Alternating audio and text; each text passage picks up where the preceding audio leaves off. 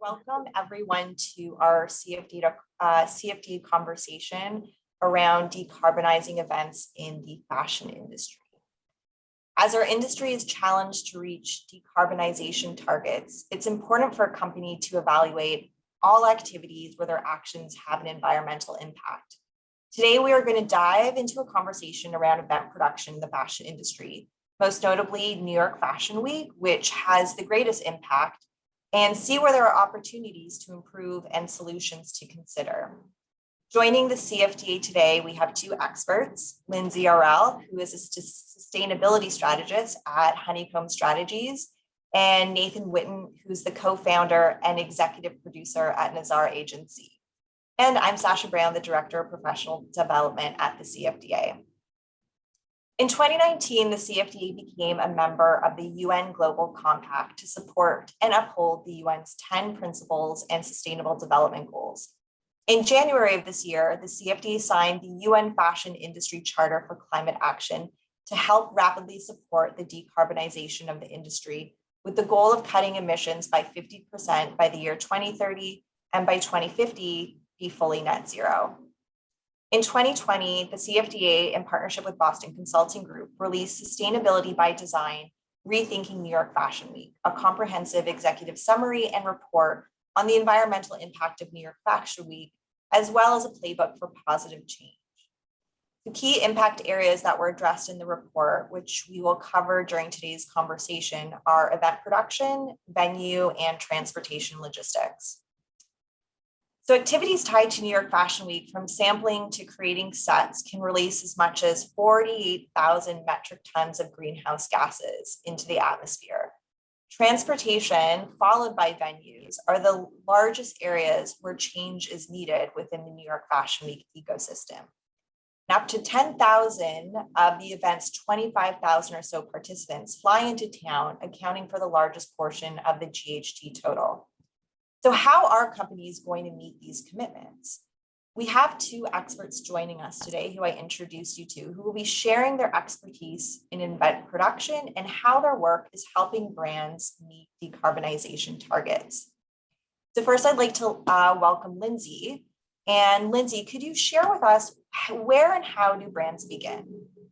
Sure. So thank you for having me here. So basically, when we think about, an event, we know that, every action or every choice we make has an impact, and that can be positive or negative, or maybe a little bit of both. So, as you mentioned, traveling to a show is generally the biggest carbon impact for any event.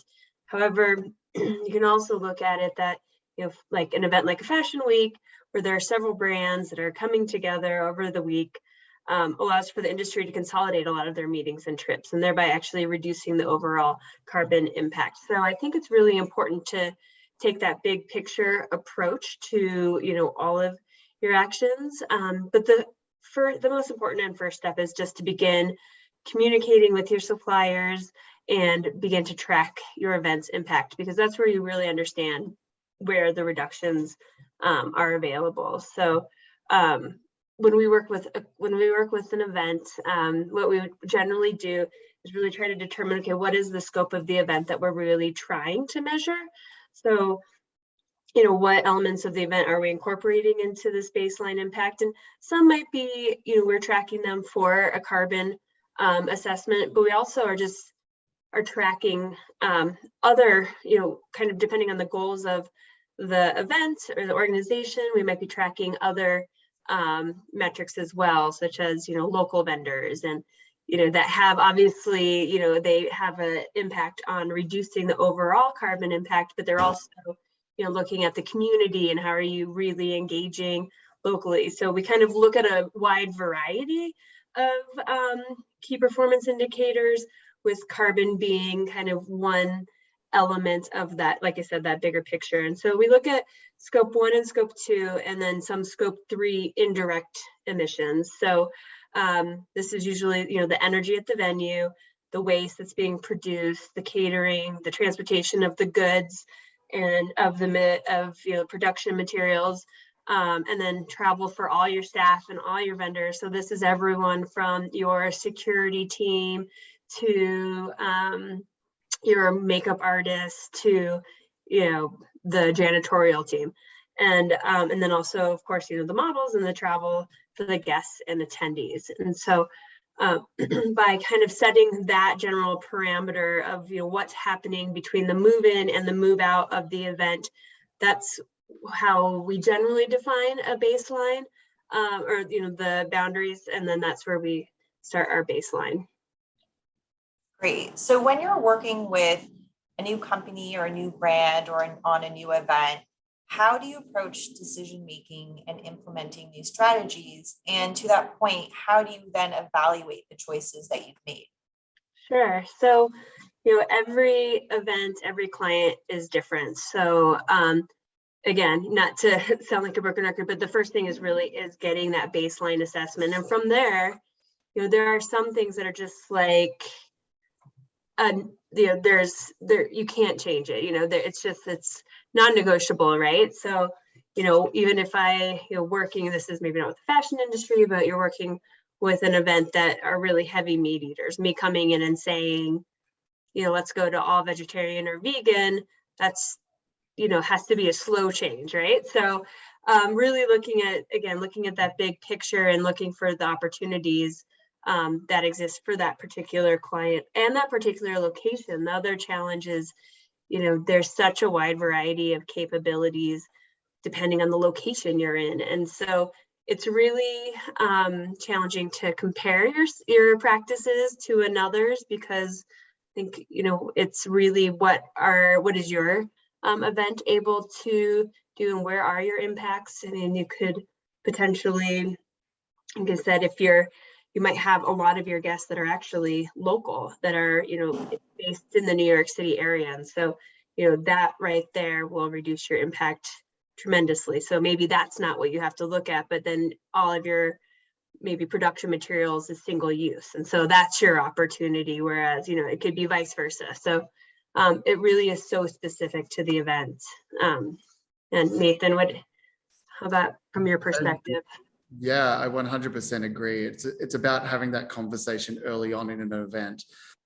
Sometimes in production and in the event world, and in fact, certainly in Fashion Week, you can get caught up in the momentum of making sure that the production's running on time, making sure you're meeting creatives, you have a whole design aspect that's going into it. But if you're starting the conversations from day one and informing partners like Lindsay of what the project actually is, so they have a full understanding of the scope of what that fashion show may be, then you have a greater opportunity of working out how to make an event carbon neutral, or to how to lower those emissions. Like having that expert voice from day one helps guide the conversation from day one as well. Bringing it in halfway through the process where all the decisions have been made and trying to fill in Lindsay on a scope of work really starts to limit the effect that you're able to have on that. So it's really about thinking about it from the get-go and making sure that conversation carries all the way through a fashion show so you get the most effect out of it. Nathan, you just mentioned carbon neutral. What does it mean to produce a carbon neutral event? That is a big question. I'm going to throw this one to Lindsay. She's the expert on carbon neutral. I've worked with Lindsay quite a lot on trying to reduce carbon emissions and a carbon footprint for a fashion show, and she has a lot of strategies that have helped in the past. Well, Lindsay, I'm going to let you answer that one. All right, thank you. So, yeah, carbon neutral event, it is kind of a, I don't want to say it's a vague term, but it's, there's a lot that goes into that. It's complicated, right? So when we talk about a carbon neutral event, it really is looking at your overall impact. And the first step is always to try to reduce what that carbon impact will be. So making those decisions like, what are your materials, reusing materials, having reusable serviceware instead of disposable serviceware. So that's the first step for a carbon neutral event, is to really look at how to reduce the carbon. And then after you kind of feel like, and that's a continual process, right? I don't know any event that has just eliminated their impact altogether, right? So that's always going to be something that you're going to be building upon, and event to event, year to year. And that's good, as long as you kind of get on that train, or what I've heard someone call it the escalator, right? You take that first step and you just keep going up. But so once you kind of have that, you've made your reductions, you've communicated ahead of time with all your suppliers and letting them know you're going to need some information back from them. So that's one of the other really important reasons to communicate ahead of time, because just like, the event organizers, the production houses, like, we get into the mode, if you're 2 weeks from the event and you're asking for this information, your suppliers are also under the gun and they're thinking about a billion other things as well. And so you're not putting them in a position where they're able to help you, and it just becomes frustrating for them and it becomes frustrating for you. And so, having that conversation and just letting them know, hey, this is a goal of ours in general. Like, what service do you have that you can provide me? Because I guarantee you're not the first event organizer or a production house that's going to be asking for something sustainable. And a lot of times they're excited to be able to demonstrate like this capability. So, when I'm talking to someone, to a supplier, I would say, here are our goals. Like, what is something that you've looked into and you're looking for someone to maybe just try it and see? And you're not saying that, yes, we'll totally take that on, but I just want to almost we'll be your guinea pigs. Let me see what do you think would be the most sustainable way to provide your service, and really kind of have that partnership with them. And then you can, have that conversation of what you're going to need for information to understand your carbon impact.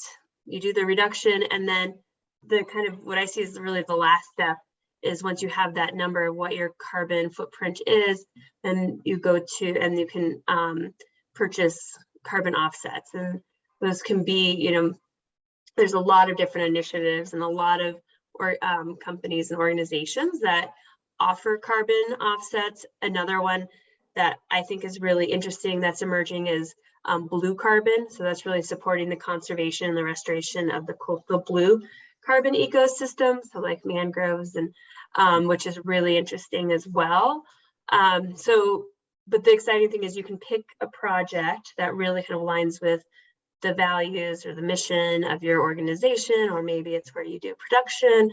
You want to, put your resources for your carbon offsets into some of those locations. So that's part of the storytelling too, which is really fun. And I think also as well, thinking when we approach the phrase a carbon neutral event, it can be quite overwhelming. I'm sure there are producers and there are agencies and brands out there that look at that. Well, how do we even achieve? How do we even get close to that? And even as a producer who's worked on Fashion Week for years, I know from a small show to a large show, you can have anywhere between 30 and 70, 80, 90 suppliers on a job. So approaching a conversation with that many suppliers, knowing that you have to have a firm understanding yourself as a producer who's running with a brand and trying to execute their creative, it can be quite overwhelming. So I think it really is just making an open dialogue and starting to have the conversations rather than being overwhelmed by it and shying away from it, going, okay, well, what can we do?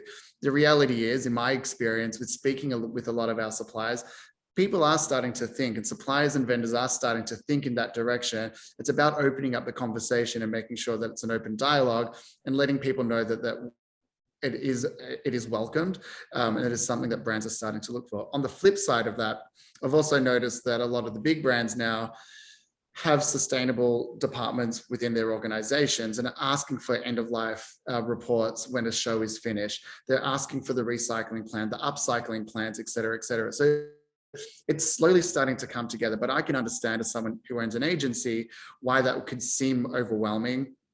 I think it's just really important to start the conversation, to start speaking to suppliers, to start training producers and production coordinators, and to have those conversations with vendors so we know that the message is getting out there and we can start implementing what needs to be done. But I also agree with Lindsay in the sense that it's not that we're going to get a carbon neutral event really quickly throughout Fashion Week, because it's just the pace of what we do things during Fashion Week. But the fact that we're able to have those conversations, and then we have tools and we have companies like Lindsay's company that can come in and help us to the gaps where we aren't able to completely offset what we're doing for Fashion Week as well. Incredibly important points. Thank you, Lindsay and Nathan. And you both have kind of shared a few examples of solutions and innovative technologies that can go into creating a carbon neutral event.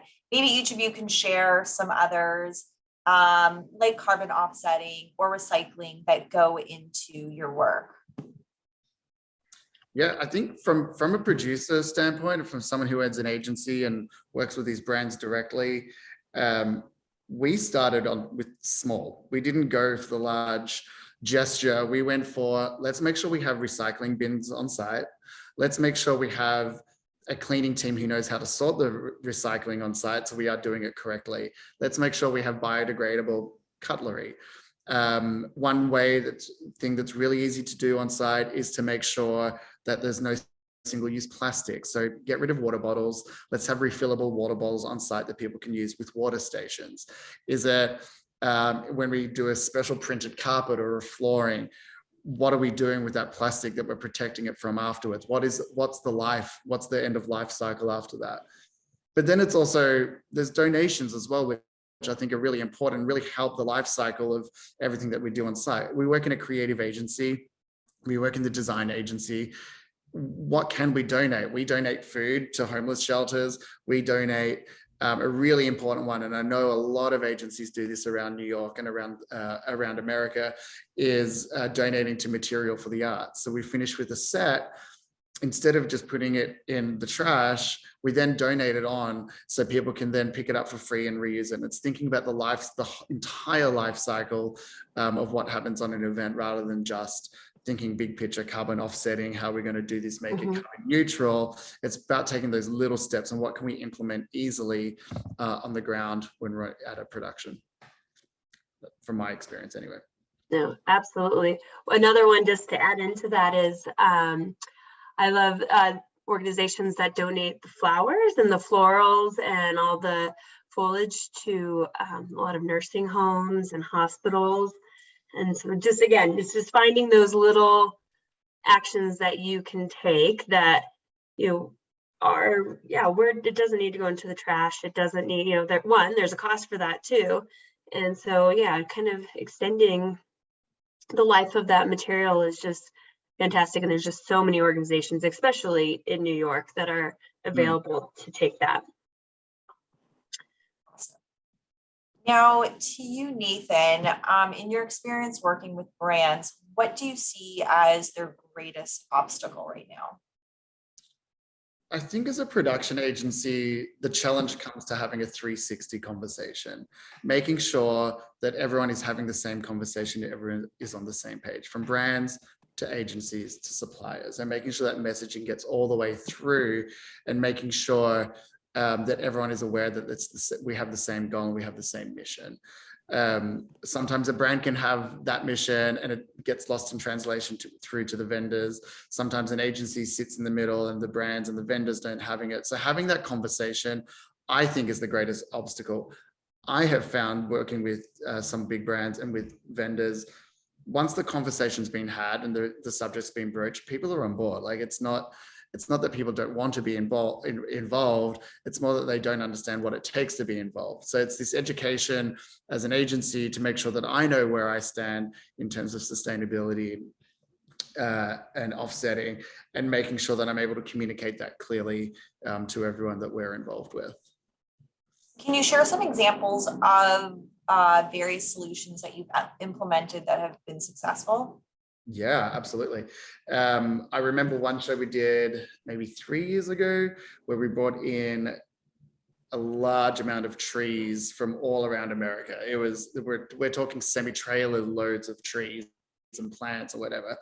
And before we even purchased the trees, we made a decision that everything had to be donated, if possible, to either a garden, replanted and repurposed, or we had to mulch it and use that again in the botanical gardens, and making sure there was an on-cycling of that. Another example of that is directly related to Lindsay. I worked with her on an event 2 years ago, I think it was now, where Lindsay came on and was in direct contact with all our suppliers. and did a full study of everything that went on in terms of the carbon offsetting, and then came with solutions of what that carbon footprint looked. And we worked with the brand directly and with Lindsay directly to work out exactly how they would like to offset that in the community as well. Another really easy one is single-use plastic. I get on set sometimes and you see the amount of plastic that is used because we're in a temporary space doing a temporary thing for 3 days. So it's just easy to bring in temporary materials and then get rid of them. We have seen a huge success rate in having water stations and aluminium water bottles, and people are really warm to it. The unfortunate thing is it does cost money. Like there's certainly a conversation to be had around convenience, and unfortunately things that are not good for the earth are not exactly not expensive, so it's cheapest, and I think that's where we've fallen into that habit. So the whole idea of being sustainable, there is definitely a cost implication that's added to that as well, which I think is important to note. And thank you for mentioning that, because we were going to go into, is this an expensive process to undertake? But in the end, do these sustainably minded solutions ultimately save your brand money? I think when we work with events too, we really try to identify, okay, yes, there are some things that are going to cost more money. It's just a higher quality. Like Ethan said, it's not totally disposable, what have you. But there are also actions that you could take that actually can help save money. So, the plastic water bottles, for example, I mean, if what I've always noticed, and I don't know about you guys, but when something's disposable like that, especially in an event production, people have like 3 sips of a water bottle and set it down, and then they go for their new water bottle. And so it's not even, people aren't even consciously consuming the way they would in their everyday life. But if they have something that seems more permanent, they'll hold on to it. So, and those plastic water bottles from a catering company are not cheap, so it's really, and that's where I think like the tracking comes in. Really say, okay, what is the cost for how many water bottles did we go through last year for this event? What is that cost, which, is not insignificant? And then really compare that to purchasing maybe a reusable, or just asking if everyone has a reusable water bottle.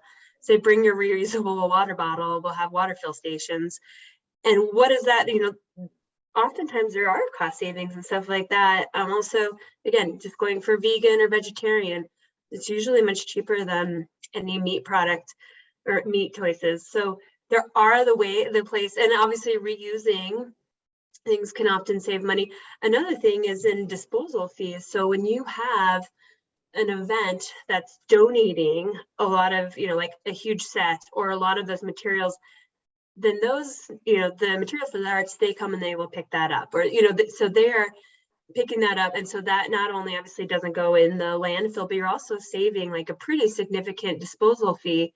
And especially depending where you're at, that can range from, thousands of dollars just to put something in a landfill, roll off and have it disposed of. So, there are some things that definitely cost money, but I think when you start to look at the little actions and kind of add them up, oftentimes we find them kind of neutralizing themselves out.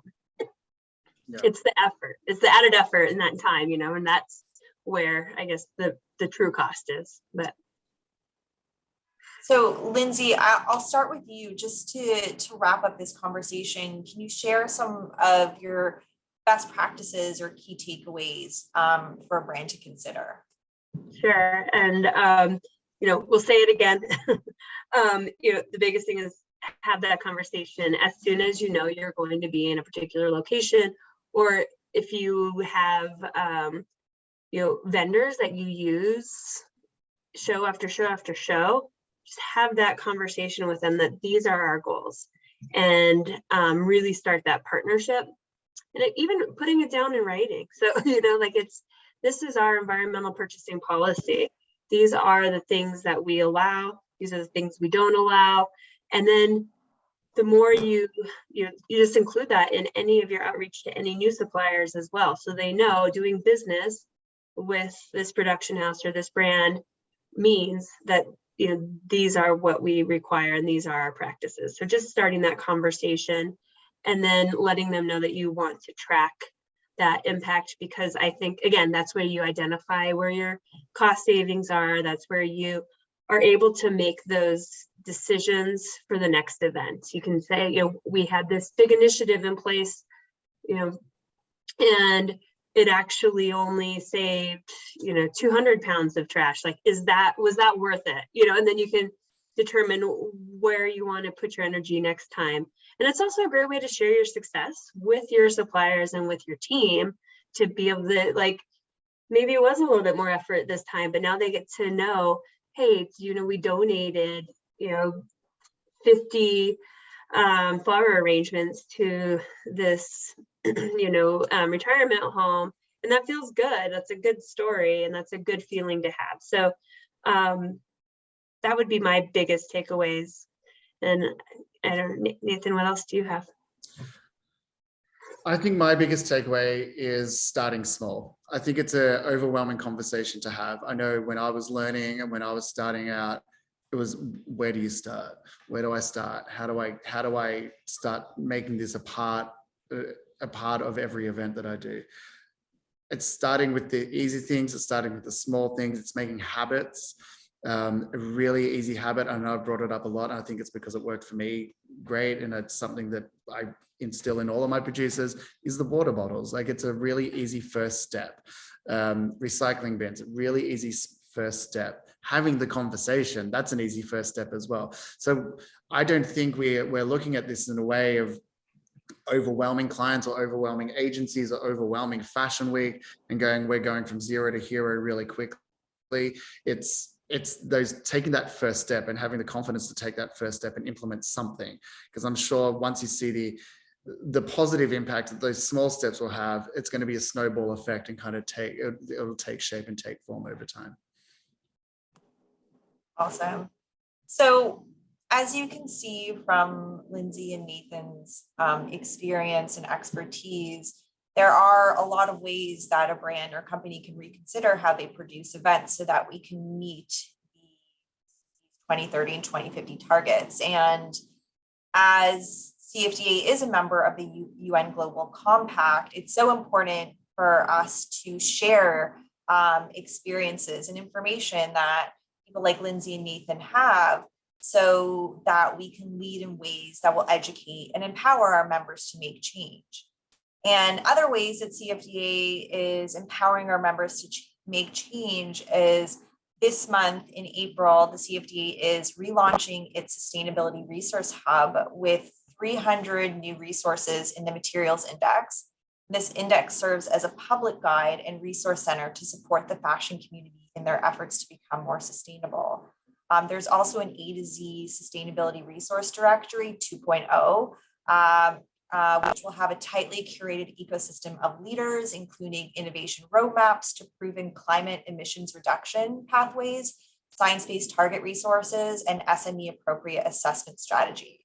And the redesign will accommodate growth of an expanded library of resource components and centralize new topic-focused content and information related to ESG, climate 2030-2050, decarbonization, policy and governance, circular design strategies, and sustainability innovation. So once again, Nathan, Lindsay, thank you so much for sharing your wealth of knowledge with us. And we hope to be able to continue this conversation as well.